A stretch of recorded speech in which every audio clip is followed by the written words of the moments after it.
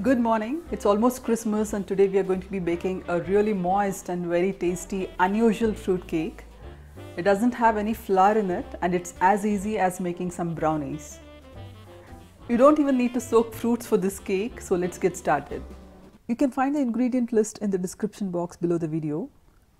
The list is long but it's a super simple recipe. I have some raisins, some soft dates, candied orange peel. Please use homemade, it makes a lot of difference to the taste. You can use any combination of dried fruit you like. Chopping these will be the only time consuming part in this recipe. Some soft unsalted butter, sugar, orange juice, you could also use rum if you wish, some orange marmalade, ground cinnamon, cloves, some ground almonds. I'm using some good quality ready-made stuff. If buying ready-made almond meal, make sure you buy it from a trusted source or it may be smelly. If you'd be grinding your own almonds, grind it along with some of the sugar from the recipe. It needs to be like this and not at all oily or pasty.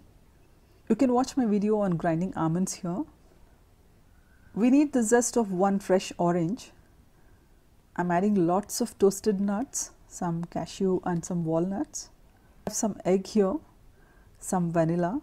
There is no baking powder, soda or maida in this recipe. I have these small tins. These are about half cup capacity. I have greased these thoroughly and then lined with some baking parchment. Cakes with fruit tend to stick to the pan, so be thorough with the greasing. You can also use a muffin tin. My oven is preheated to 150 degrees centigrade. Fruit cakes are usually baked at a low temperature. I have a heavy saucepan here. We'll take the raisins, the dates, candied orange peel, butter, sugar, orange juice and the marmalade. Stir in the spices and grate the orange zest. Heat this on low heat for about 2 to 3 minutes. The fruit will turn softer. Take it off the heat and let it cool completely. Add the egg and the vanilla, then the ground almonds and the chopped nuts. Fill this in the baking tins. I'm filling this a little more than half full. I'm placing a tin with some hot water inside the oven. This keeps the cake moist as it bakes. Bake for 25 to 30 minutes or until a toothpick inserted in the center comes out clean.